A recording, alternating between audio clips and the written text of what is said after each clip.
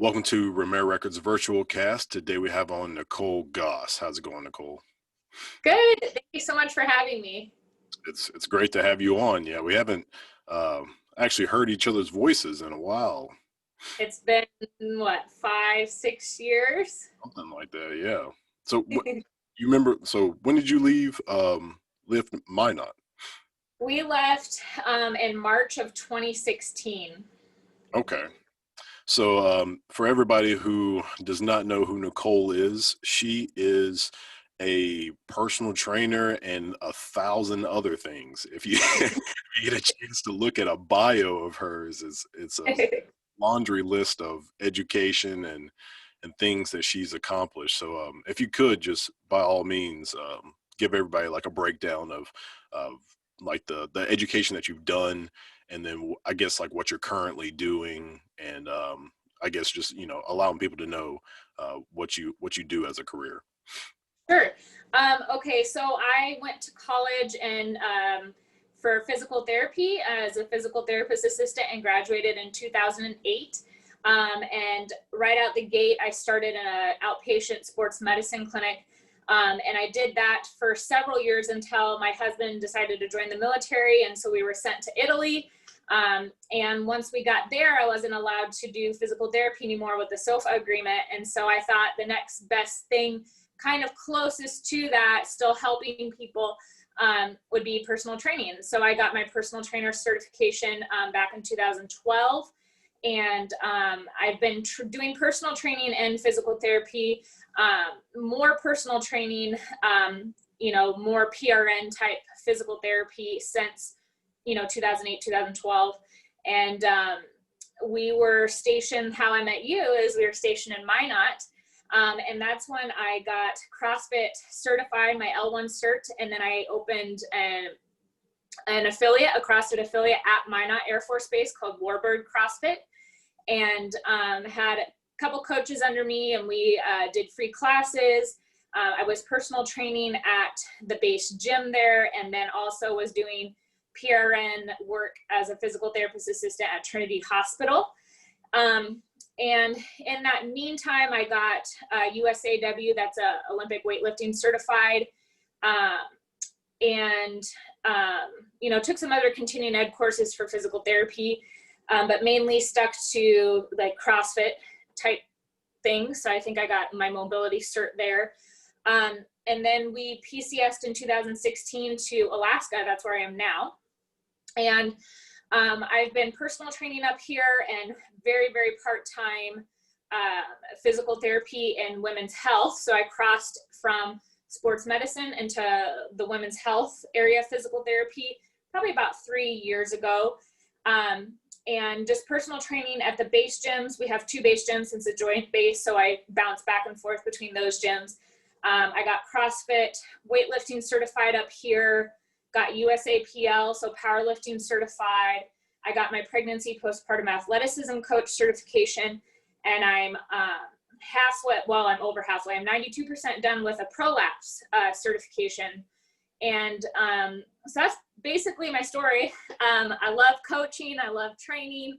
I enjoy the physical therapy aspect, it more so now women's health, because, some of that stuff kind of pertains to me. I have a son who's 2 years old and did have a birth injury that initially really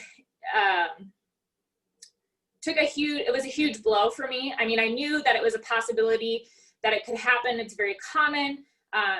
So what I had sustained was a prolapse. And what that is so if you think of your pelvis, it's kind of like a hammock, okay? And so our pelvic floor muscles sit into that hammock, and their primary job is to hold up your bladder, your rectum, your uterus for a female, and bowel, bladder, sexual function, right? And so prolapse can happen outside of labor and delivery. C-section, vaginal, doesn't really matter, even though it's more present with vaginal. Childbirth is the main mode of sustaining a prolapse. And so what happens is that the support, from those pelvic floor muscles will give way due to, maybe there was a muscle tear, a ligament tear, or like an overstretching, and one or more, or one or all, or two of those organs can come down and descend towards the vaginal opening. And so it's graded by how, there's 4 grades, so it's graded by how low it's come down into that vaginal opening. And so for me, I sustained all 3 but a grade 2, so kind of like in the middle, so not horrible, terrible where I have to have surgery, but enough to where I have to do things differently in terms of fitness. And so initially that was a huge blow to me. Like, I felt like my identity had been taken from me, and in terms of, my job is fitness, and I had placed so much of myself into that. And just the fear of, will I ever be able to get back to weightlifting, running? Because old education on prolapse is don't lift anything over 15 kilos, don't run, don't jump, like don't even squat with a wide stance. Crazy rules, right? That actually are not backed by research. And so thankfully, within the past several years, there's been a little bit more research on prolapse, and women can absolutely get back to weightlifting and running and jumping and all those things. And so through that course I was telling you about, where I'll be considered, it's a pop-up, so pelvic organ prolapse, a professional. So I'll be, it's been like 9 months of this course. It's extremely in-depth. And so then I'll be a specialist in prolapse for athletes, anybody. Yeah, so it's been a journey. It's been something that has changed me. It sounds crazy now, but I feel like God gave me prolapse for a reason. I feel like everything happens for a reason. Yeah. Like I had said, I placed so much of my identity into fitness, into sports and performance, and where it shouldn't have been that, because, injuries can come and go, and things can happen, and that it's not something solid that you can really place your identity in. So that really helped me to wake up and realize that, like, I'm more than what I can do in the gym, right?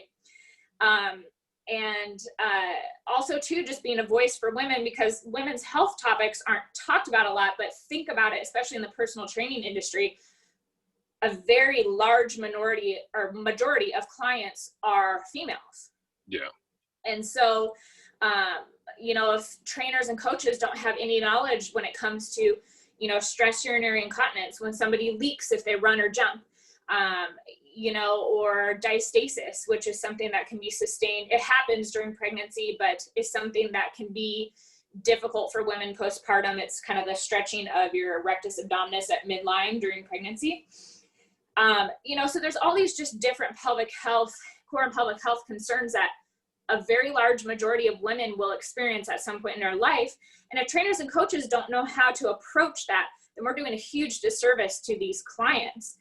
And especially the pregnant, athlete or the pregnant mom, knowing how to safely and appropriately guide her through her pregnancy to set her up for a successful postpartum. And then the same goes for postpartum, not jumping right back into fitness, because your body, regardless, if you had a phenomenal birth, nothing went wrong, no tearing, no trauma, no vaginal delivery, you didn't have a C-section, your body still went through a significant trauma. And so you have to start at zero, everybody, and build back up from there. And so having that education is really important to me, and guiding these women back to fitness so that they don't create core and pelvic floor dysfunction that could have been avoided if they didn't jump back into stuff too soon. So that's my long story short. So let's go back to I guess just the very first part. So you're physical therapy and all that. Education is your foundation. It's how you got into the entire industry. What about that I guess drove you to get into that? I know, like, so my wife, she actually did something similar to physical therapy when she was in college. Is there something about that made you like, oh, this is what I want to do? And then when you decided to get out of it, Sure. venture to other places? How did you decide to venture out? Sure. I've always been an athlete. I mean, I started playing sports when I think my parents put me in gymnastics when I was like 1 or 2. And no, it's probably around 2. And so I've That's been doing some, my son's in gymnastics. I started him at 18 months. wow. It's super fun. So I've always been involved in some kind of sport. So I knew I had a passion for like the healthcare field. I just didn't know what part of healthcare. And my mom's a nurse. And so I initially was like, well, I'm going to go be a nurse. And so I think in our junior year, they have you for one of the classes, you have to go do a job shadow. And I went and I job shadowed my cousin, who's also a nurse at a pediatric hospital. And I was like, no, this is not for me. This takes a very special person, and this is not my jam. Oh, And so my mom tore her ACL, and she's like, why don't you come to physical therapy with me? And so I went, and I was like, this is cool. Like this, it was a sports med clinic. And so it's like, I love sports. I love competing. I love athleticism. And here they're helping guide, anybody, but, athletes back to doing their sport, post injury. And so I was like, this is what I want to do.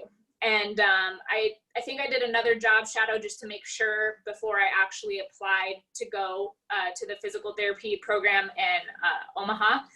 And so went into it. And I think most people who graduate are like sports med outpatient, like that's where they want to go. Some people have the niche where they want to do like rehab or acute or skilled nursing, but I was just like sports. And so I spent a couple years in a sports med clinic working with college athletes and stuff, and that was really fun. And then, like I said, we moved to Italy, and I wasn't able to do that anymore. So I worked before figuring out, oh gosh, I could get my personal training cert, and I have all this knowledge. I feel like it would give me a leg up on helping people in the gym, especially if they already have an injury. I really know how to work around that. But anyway, so I did childcare for like a year up there. wow. It was terrible. It was the worst job ever. And so then I got my personal trainer cert, and then I worked at the gym there. And what's interesting is, and this is with anybody in any job and any expertise or area or specialty, I look back, that was what, 8-9 years ago. So I look back then and like, gosh, the trainer I was then, I wish I had known this, and this.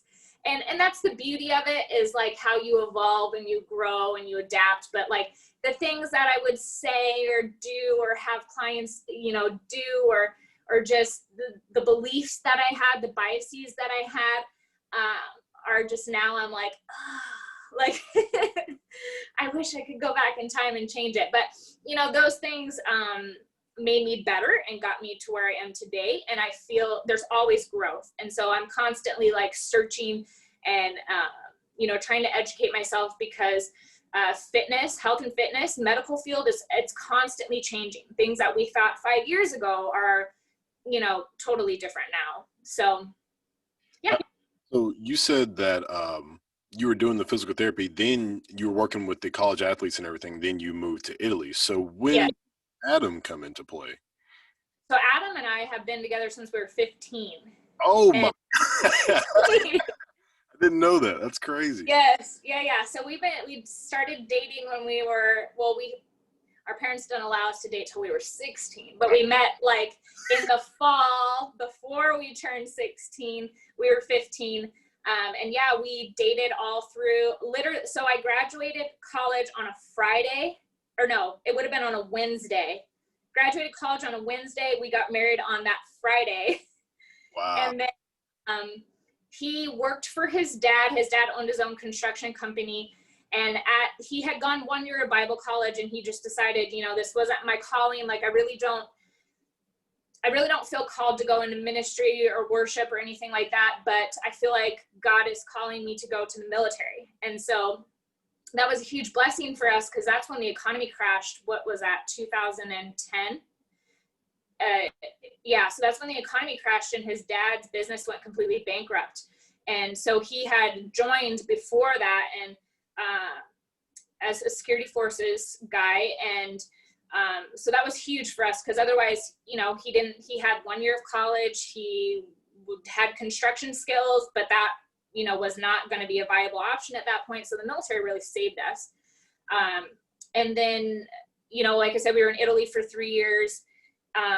And then we got stationed in Minot, and he was good at security forces. He was, got below the zone. So he was high speed. He was good at it, but he was like, I can't do this forever. And not a lot of people can do security forces forever. Yeah. And so he's like, I don't know what to do. Should I get out? Should I not? Chaplain's assistant had kind of like popped up here and there along those 7 years that he had been in. And so he's like, well, what if I try to cross train? We'll just see what happens. And so this was our second year in Minot, and he put in to cross train into chaplain's assistant, and he got it. And so that's what sent us up here to Alaska. So now he's a chaplain's assistant, and he loves it. It's so much better for our family, the hours, and so much more family friendly, and he really enjoys what he's doing. So you had Warbird in Minot, and then yes. built up all this community-based CrossFit type working out, and then boom, you go to Alaska. Now, yeah. Does it feel like, all right, I start back from square one? Do you feel like the new kid in school, or is it like you're kind of the cool kid that just transferred to another school? So I feel like I've been super, super blessed everywhere that we go. I had called this base probably 6 months prior, because we found out roughly about a year before he was going to cross train. So 6 months prior to moving up here, I called the gym and gave them my resume and said, hey, I've been personal training in Italy at their base, Minot, and do you have an opening for me? And they were super excited to take me on. And it was, honestly, it was a God thing. It was a huge blessing, because when I got here, I'm not joking, within 2 months, I was maxed. I was filled with personal training spots. And the base doesn't do any advertising for you. I have to do my own advertising. And so there were some people who actually I was stationed with in Minot who were already here, which was really cool too. So, that was a total God thing, that I transitioned really smoothly into this job here.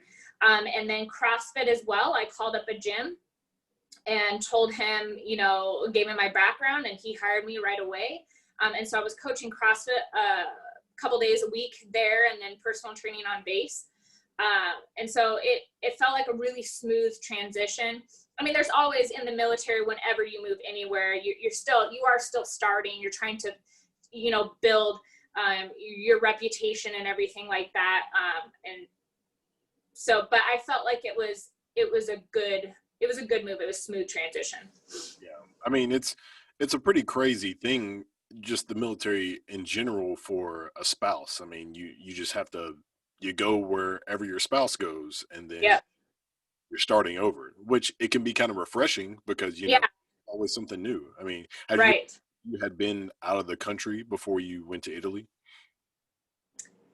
We went to Jamaica for our honeymoon. So that would have been the second. And then we went to Mexico. So he joined the military 2 years after we got married. So we went to Jamaica for our honeymoon, and then Mexico for our 1 year anniversary. And then we moved to Italy. So we've been to we tallied it up. We've been to 35 countries now. We really like to travel. That was a lot of fun. We're probably never going to be able to come back to Italy or anywhere again. So we might as well take advantage. We didn't save any money. We just traveled. It was so much fun. That's awesome. So, you basically, you hadn't lived anywhere out of the country, but you vacationed. So. Oh, you said lived. Sorry, that cut out. No, not lived. No. So, being able to just go to Italy and then up and move to different places, that has to be some sort of preparation for the next place, and then the next place. Yeah. So, do you feel like you've gotten used to it, and then you're able to just start up wherever you need to? Yeah, so I feel like it's a personality thing too. Some people, I feel like myself, I'm pretty adaptable and resilient, and I'm okay with change. I actually enjoy the change. Other people I know that are military spouses, it's a big struggle.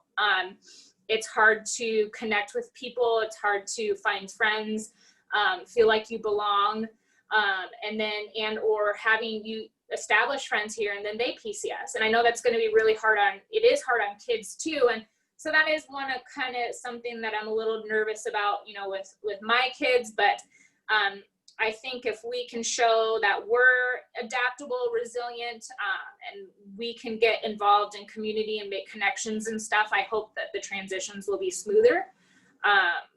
But so far, I mean, we've enjoyed the transitions. So what do you think about how CrossFit plays a role in your life as far as your training? Is it like the main thing that you're trying to teach people, or I guess with like, so I'm guessing you train men and women, correct? Yeah, both, yeah. So with, do you like to go with a different approach for, if you have a woman? I'm sure you have, different age groups. So, Sure, sure.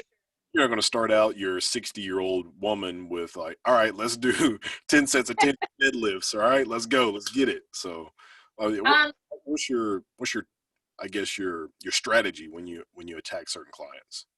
Sure. So I try to leave my own personal biases out of programming for people and try to really listen to them. So I make sure I sit down and do a face-to-face consult with every client. So, and I let them do a majority of the talking. I'll ask questions, but I want to figure out who they are, what they enjoy, what they like, because I have some people who come to me are like, I don't like to weightlift. Like, um, I don't want to do CrossFit. That doesn't sound fun to me, whatever. And so I really try to listen in and hone into what they enjoy, because the whole goal is I want them to come to the gym and enjoy what they're doing and stick to it. I want it to be sustainable and long term. And so I would say that very few of my clients actually do CrossFit based type stuff. I may throw in a short little Metcon here and there if they like it, as like a suggestion to something different for if, they're like, oh, I want to get some cardio in, but I'm sick and tired of getting on the elliptical. Hey, let's try this, type of thing. But I really just try to target that person specifically and what they really enjoy. Of course, my own personal fitness, I enjoy CrossFit, but I don't try to push that off on everybody, because then that limits me as a trainer to a very small, community or group of people that I would be able to actually help. So this is more geared toward the people who are paying attention to this and they are personal trainers or any kind of fitness people. So when you are attacking your personal workouts, I noticed that you've been doing a lot of street parking lately. Um, do you try to do just street parking and then move on to another guideline of workouts, or do you do like, all right, Monday, Tuesday, Thursday I'm gonna do street parking, Wednesday, Friday I got to do my stretches, or I got to do whatever, CrossFit or something like that? So I would say 80% of my training is strength based, and it's more of hitting my compound lifts at least a couple times a week. So I make sure I'm squatting at least 2 times a week and deadlifting 2 times a week, doing 2 times more pulling than pressing. Uh, and then street parking, if you've looked at their programming, I like street parking for the fact that I feel like it's realistic, especially for at-home workouts. We know when my son only takes like an hour nap, I only have an hour, and I can't get all my strength training done in an hour and then do a CrossFit Metcon. And so their Metcons are usually like 20 minutes or less. So I feel like I get a really good workout in terms of like, my conditioning with street parking. So I'll do that. I'll probably average a street parking workout 4 times a week. And that might be at the end of a strength training. So if I'm at the gym and I have more time, I might do that at the end of my strength training session. But I would say 80% of my training is strength training. And right now I'm pregnant, so obviously like I'm not going for load or certain percentages right now. I'm just moving and feeling good, and seeing what still feels good. And that's just kind of how I do it. So I basically do my own strength programming, and then I do the street parking for the Metcons. Okay. So for women who are pregnant, you're having your consultation with them and they want to work out and stuff like that. What's the process that you're going with them? What's the kind of questions that you ask them to figure out, what you need to do to keep them in shape, uh, not only for during the pregnancy, but also after the pregnancy? Sure. So I asked them first of all, I asked them what they want their pregnancy to look like in terms of their health and fitness. And then I asked them what their long-term fitness goals are. So looking at, the timeline of like a year to 2 years postpartum, what do you want to do? What do you want to get back to? What does that look like?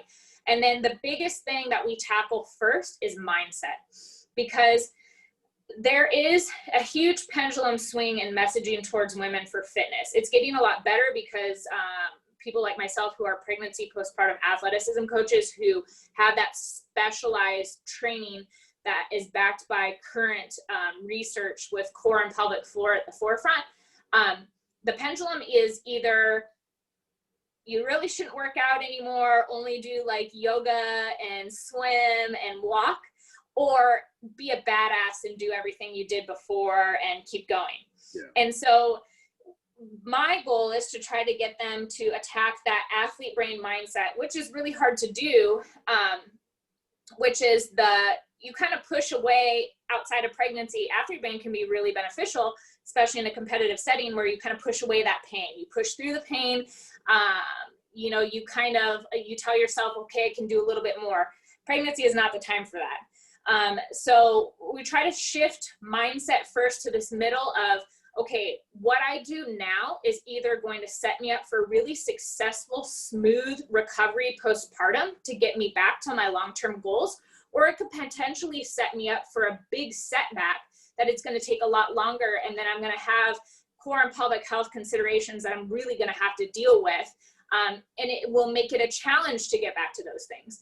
So attacking that mindset of, this is a very temporary chapter in your entire fitness journey that really has to change and reflect the fact that our body is significantly changing, and that as baby gets bigger, there's going to be more demand on your core and pelvic floor. And so even though it feels good and you're not getting symptoms with heavy lifting, running, or jumping, there still is that significant impact on those systems and those structures that could potentially result in things like prolapse, diastasis, a whole array of core and pelvic floor issues, which again, those can still happen outside your control, even if you do everything right. But if we have the ability to control our fitness, which we do during pregnancy, what we do, then we have some tools and strategies that we can help kind of at least mitigate some of that risk, right? And so we tackle mindset first and foremost, and really understanding that this chapter, this time in our life, our fitness has to change, and really, really like understanding the why, and understanding the why, and then again being able to tackle that athlete brain when it creeps up, because it will creep up during pregnancy. Because especially as somebody who's a fitness trainer, is like, everybody has seen me for however many years as building my fitness and having these certain being able to perform at this certain level, and now I'm pregnant. There's that little voice inside your head that's like, I still want to, I don't want people to think I'm weak, or I don't want people to think that because I'm pregnant, I can't do these certain things. And it's like, you know what, this is not a time to prove anything to anybody. It's about me and my body and my long-term fitness goals. And so, being able to scale back and say, this is what my body needs right now. This is what I have to do to protect my core and pelvic floor is the first most important thing. So if I watch a lot of Joe Rogan podcasts, and Yeah. Or listen to a lot of Joe Rogan podcasts, and if I was Joe Rogan, you would be my Dr. Rhonda Patrick. Do you know who that is? No, I don't watch a lot of Joe Rogan. So I'm not a big podcast. I like listening to things. Man, I have no time. you need to find Dr. Rhonda Patrick. Okay. Is like, she knows so much about nutrition. No, Okay. almost nothing about working out. It's pretty hilarious because like she runs. She's a runner. Like Okay. that's just what she does. Like she doesn't. Okay. She does a little bit, but nothing serious. Sure. But so when I thought about you getting pregnant, I thought about her because she was like, she wouldn't drink out of certain bottles unless they had that BPA like free, Yeah. because she didn't want to get the plastic mixed with, like, Yeah. ate everything to the T, like ate the right amount of fish and didn't want to have too much because of mercury and like Yeah. all this kind of stuff. Her nutrition was flawless. And I was like, she's gonna have the perfect child. What kind of things did you think about when you were having Barrett, right? That's the first one? Yeah. Yep. What kind of things were you thinking about as far as nutrition wise, when with the first child? So for me, the first pregnancy was a lot harder mentally with the physical changes than it is the second time around. And I think it was because of the unknown, just not having gone through it and just, oh my gosh, my body's changing. Is it going to look this way forever? Is it going to be ruined or whatever? Yeah. So I was more conscious of what I ate. Then, I mean, not that I'm still not making healthy choices and stuff now, but I'm not as rigid and structured this time. And I'm actually weighing less this time around, which is kind of weird. And maybe that's a good thing. Like I'm not, stressing out about what I'm eating and things like that. But the first time around, I definitely was much more rigid and structured with my nutrition. And I feel like for me, that was being somebody who is, in my past dealt with an eating disorder. I felt like it just magnified some of those old tendencies, like some of that like negative mental, thoughts and things like that. And so this time around, I'm like, just going to be healthy. I mean, I know how to eat. I've been eating well for a really long time. And, so I know what portions look like and stuff like that, but I'm not going to freak out if I have a piece of cheesecake. And I feel like that has been so much more freeing for me this time around. I'm not as stressed. I'm not as anxious. I'm okay with the changes because I know they don't last forever. Like I can definitely get back to being, what I consider as, an aesthetic that I appreciate in myself. And so, I feel like I'm a little more relaxed this time around. Yeah, I mean, that's why everybody they have those memes of where like people are having their first child and like they're telling everybody to stay back and everything, holding the baby, and then the second child they're just like letting it do whatever they want to because Yes. they've been through it and they know Yes. the second child. So I'm Yeah. sure that did your diet change? Did you think about, I mean, as you said, you weren't afraid to have a cheesecake every once in a while, but like the first time, did you think, oh my God, I can't have chocolate, I'm having a baby? Or did you just, hey, I'm a human being. Like, I need to eat healthy. I know how to eat healthy, and then I can enjoy myself. I feel like I was what you explained. The first, I was more like afraid to eat. Yeah, I was more afraid to eat those things and stuff because I was afraid of weight gain and all that. And then this time around, I'm a lot more relaxed at like, I know I'm healthy. I know I'm like focusing on what like the truth of the situation is like just genetically, like I am somebody, not that I'm like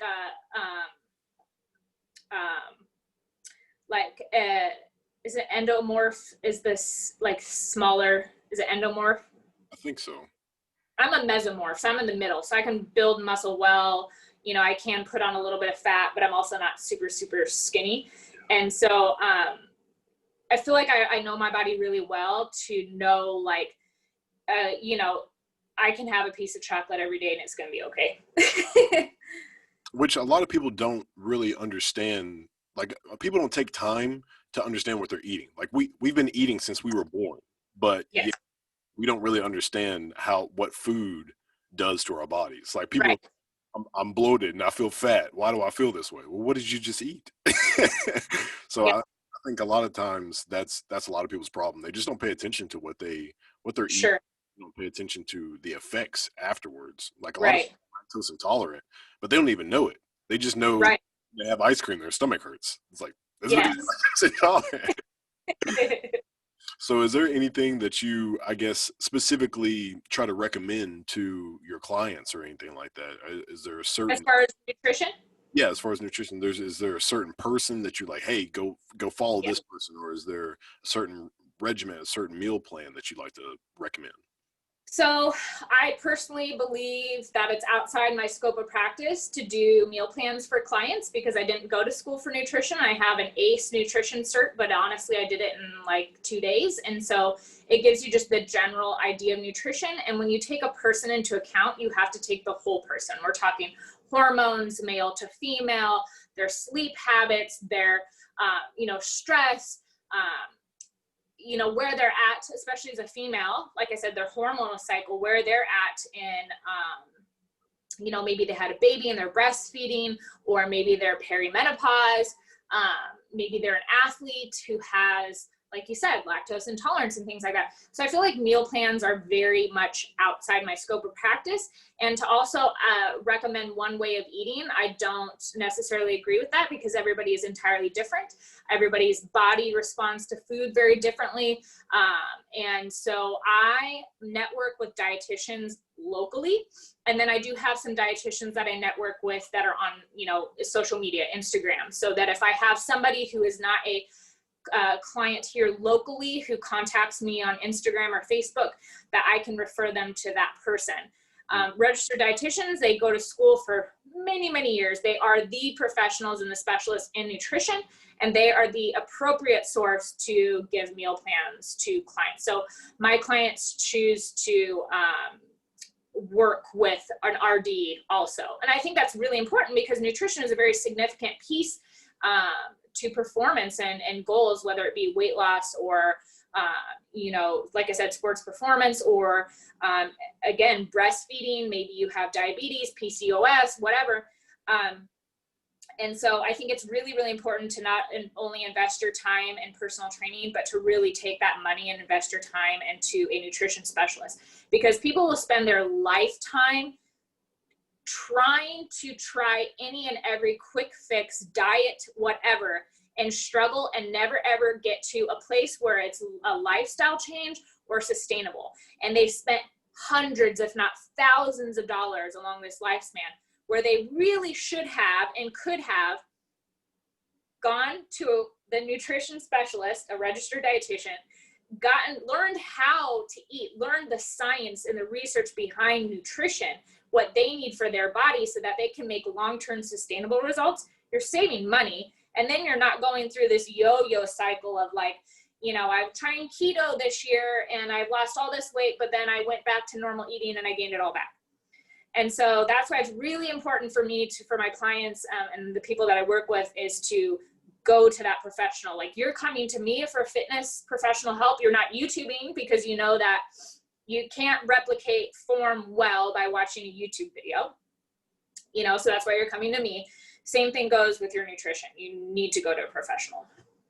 So how do you deal with people who have a hard time taking advice? So you've given somebody some advice like, hey, this is what you need to eat, or you start doing a workout and let's say you decide to do hand cleans or something one day, and then somebody's like, well, I don't really like hand cleans. I don't want to do those. Like, how do you deal with people who are not, I guess maybe negative Nancy's or so, but people who just have a hard time heeding that advice that you're giving them?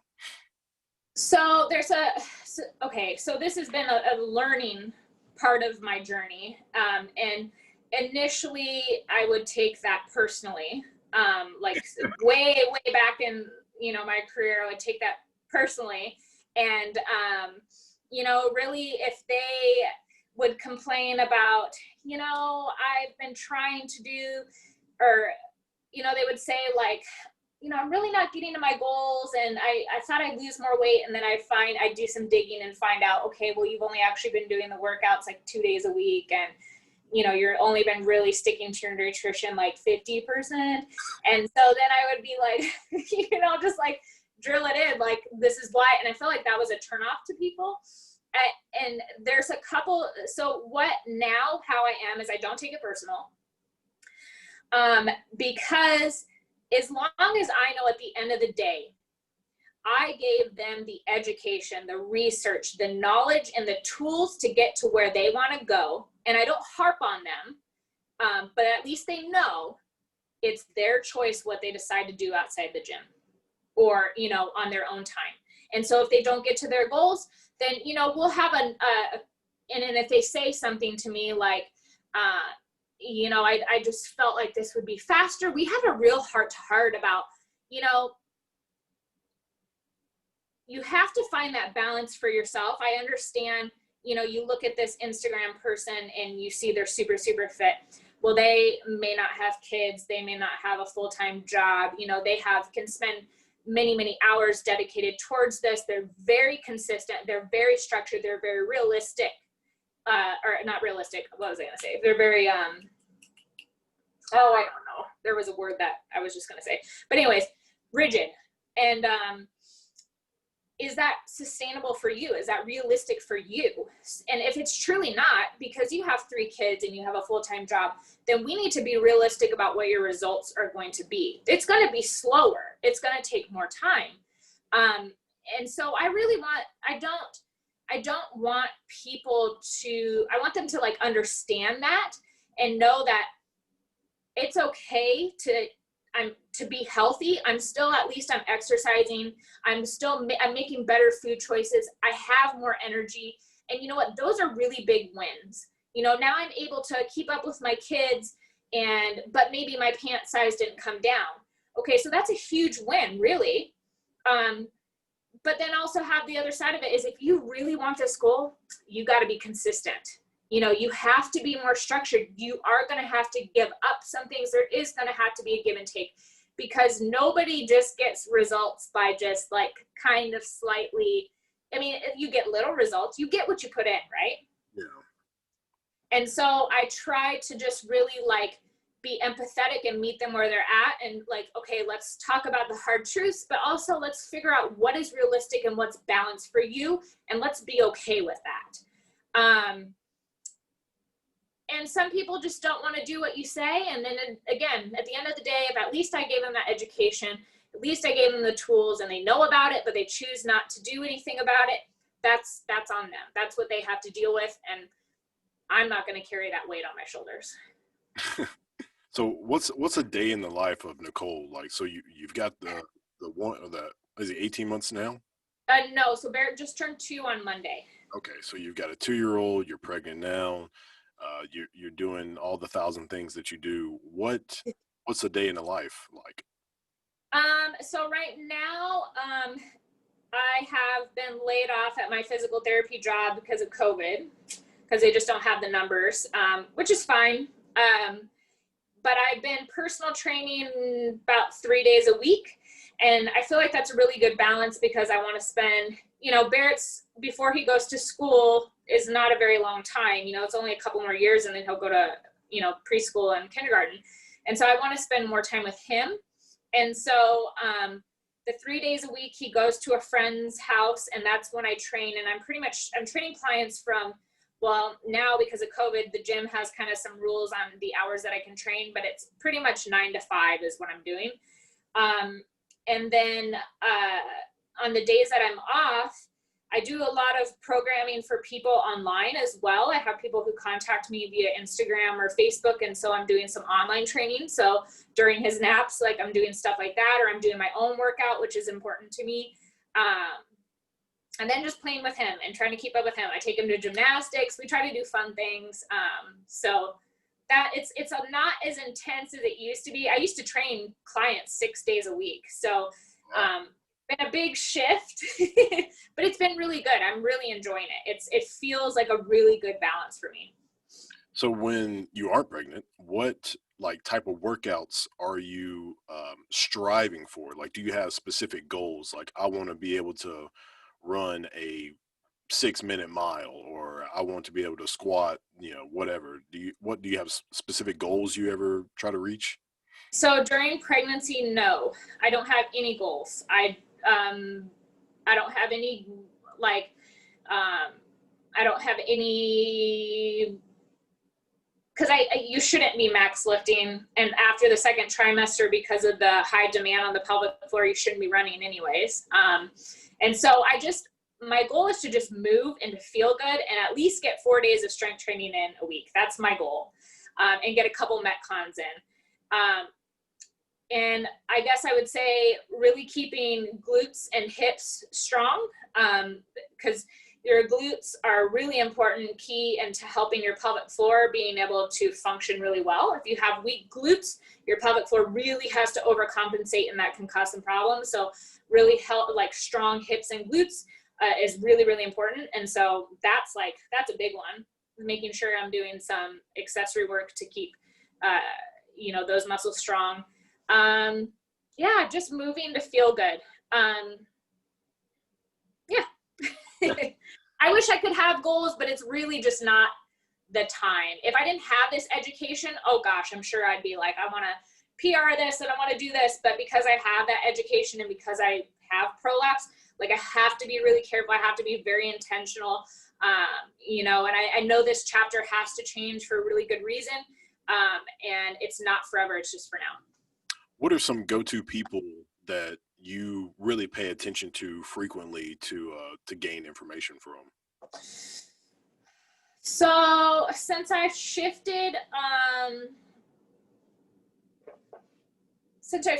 lot into the pregnancy postpartum fitness type area and core and pelvic floor, for any female coach and trainer who's listening, I highly spend your money. This is so incredibly important because at least 90% of your clientele will be females. And so you are going to come in contact with a pregnant and a postpartum mom, or a perimenopausal or menopausal woman, or a woman who's experienced leaking with exercise. Take Brianna Battle's Pregnancy and Postpartum Athleticism Coach certification. It will be honestly, it will be the best money and the best education you have ever received, hands down. And it makes you a specialist in this area where women are really trying to seek good information during pregnancy and postpartum. And I will tell you, the people that have thousands of followers on Instagram who are saying do this stuff during pregnancy and postpartum do not have that education, and they are not giving good advice. So you can be the change and be the voice to really educate women appropriately and guide them through their pregnancy postpartum chapters. So she's one really good one. Birth Fit is another one. And what's wonderful about street parking has a pregnancy post. That's who I did the podcast with last week, is Carolina. And she's a pregnancy postpartum athleticism coach, and she programs street parking. So the main workout she programs for pregnant postpartum athletes. And so takes the guesswork out of can I versus should I, and and they totally explain core and pelvic floor health, how this is just a chapter that needs to change, and give you some really, really good strategies to do certain movements. Because I just recently, I had to stop doing burpees from the ground because I'm not able to manage my intra-abdominal pressure well, which you can see if you follow my Instagram, you'll see what I'm talking about. And so, your fitness is going to have to adapt. You can't keep doing things the way that you have always been doing them. Birth Fit, Girls Gone Strong has a program that's really good. Like I said, Brianna Battles, there's some really good pelvic floor PTs, Carrie Pagliano, the Physio Detective, the Holistic Health Physio has an awesome birth prep course for labor and delivery. And outside of that, Squat University, I love Dr. Aaron. Yeah. I love his stuff. The Prehab guys are also awesome to follow. Prehab guys. What else? Ma Strength for Olympic weightlifting. So Chinese weightlifting type stuff. And Catalyst Athletics or Juggernaut, also really good place to get really solid information on Olympic weightlifting and powerlifting. I don't follow a lot of like bodybuilding.com type people. I'm more of like who's got really good education, who's really follows evidence-based type practice. Those are the ones that I can think of off the top of my head right now. What about you? It's really funny. The sun like coming in on your face right now, and you're like yellow, like you're like Right. like an alien. It's funny, but yeah, that looks a little better because the sun was just like beaming on your face. Oh yeah, that there it is. Yep, that looks. Um, yeah. So the good bit of those that you were mentioning, the Squat University, I repost their stuff all the time. That just I love the in depth that they go into, Yeah. even just like something as small as those graphics that they show, like when they're just showing the muscle and just like, hey, this is that thing that's hurting you when you do Yeah. movement. Stop doing that movement and go do something else that's going to help your body function for that movement. And Right. I think that's a big thing that people don't really understand is if you're in pain when you're doing something, it might not be because of that particular movement. It might be because of, as you were talking about, you need to strengthen your glutes before your pelvic floor. Well, people are probably thinking, oh, something's wrong with my pelvic floor. It's like, no, something's wrong with your glutes that are not strong enough Yeah. for your pelvic floor. So Right. that's one thing I've been learning from, did I tell you about gymnastic bodies and Oh, gymnastic bodies. yeah, Yes. Coach Sumner? Yeah. His his stretching programs are phenomenal. Like their front split and their middle split absolutely destroys me, but it's so good for you. And then he talks about how like the reason why people have back problems is because their hamstrings are tight. The reason why their hamstrings are tight is because their calves are tight. And the reason why their Yeah. calves are tight is because their Achilles. It's like, oh my God. It's like all these things just kind of like add up. It's because, people don't really, as I said, people aren't paying attention to the food they're eating as well as they aren't paying attention to what their body is actually telling them. And it's, Right. if you're having the back problems, can you bend over with straight legs and touch your toes? Like maybe your hamstrings are extremely tight. Maybe your glutes are super tight. So it's those small things that I love paying attention to and just doing and finding those kind of programs. Like me and Rachel actually bought I think we bought the middle split, the front split, and we bought the thoracic bridge program they had, Mm. and a couple more things. I think we bought their Thrive Nutrition as well. But actually, I was going to ask you, as far as nutrition goes, what do you like? What are your guidelines? Do you try to? Is there anything specific that you just enjoy doing? Like one thing that Thrive harped on was they say that you should eat just protein and fat for breakfast because what it does is it makes your body burn fat throughout the day, and then so the first time you should eat carbs is like for lunch. So, Mm. is there anything that you any kind of like guidelines that you like to live by when for yourself personally, not for like everybody? So outside of pregnancy, I really like RP Strength, so Renaissance Periodization. They are the official dietitians for USA Weightlifting and USA Powerlifting, and they are a body of, I think there's now 5 or 6, maybe even 7 dietitians, PhDs that have created, they do one-on-one nutrition coaching, but they also have like an app for nutrition where it's macronutrient based basically, but they also have a phenomenal nutrition ebook that has the most up-to-date research and guidelines on nutrition. And they even have a really good section on like nutrition myths, because there's tons and tons and tons out there, tackling those topics to really tell you, okay, what does science actually say about this? What does the research actually say about these common topics. And so check out RP Strength, and it's the science, it's just their nutrition ebook. And then again, like I said, they do meal plans and stuff like that, but it's sports performance-based nutrition. So you can buy templates or do, quote unquote diet for fat loss or mass gain, or one that's maintenance, kind of like staying where you're at. And the whole goal is to so let's say fat loss is to lose the most amount of fat, but protect and preserve and further your performance so that your performance doesn't suffer. Because like I said, they are the official dietitians for USA Powerlifting and USA Weightlifting. So these guys have to perform at the top of their game. And if you're way too depleted, your performance is going to be terrible. So, we have to maintain performance in order to, make weight for a specific class. So I really like their program specifically. And I know another one I haven't used personally, but also I've kind of looked into and seems pretty well-rounded, really science and evidence-based, is Working Against Gravity. And they have a nutrition coach and community as well. That's what I've understood is good. Again, macronutrient based. But I don't have any hard, fast rules like that. I prioritize at least 1 gram of protein per body weight. I know what that, I'm not logging that, but I know what that is. I already know how to hit that. So, doing it for so many years, I know what I need.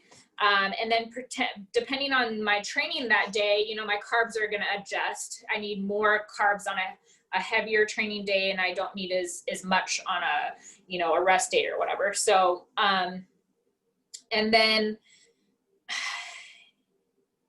yeah, that's really about it as far as nutrition, just making sure I'm eating enough vegetables too, drinking water, getting those micronutrients in. So it's been about an hour. I'm sure Barrett is about to start throwing stuff in his room. His car. It's been great talking to you. Give everybody your info and how they can reach you, and kind of, if you want to, services you provide, or they can wait to contact you about that. Sure.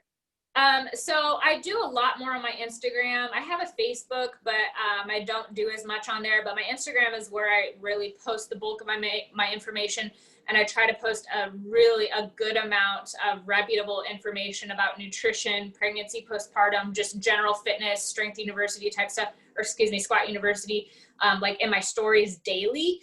And so my Instagram is at ncgoss08, and as far as online training goes, so I use a training app called Trainerize that I pay for, but the clients use.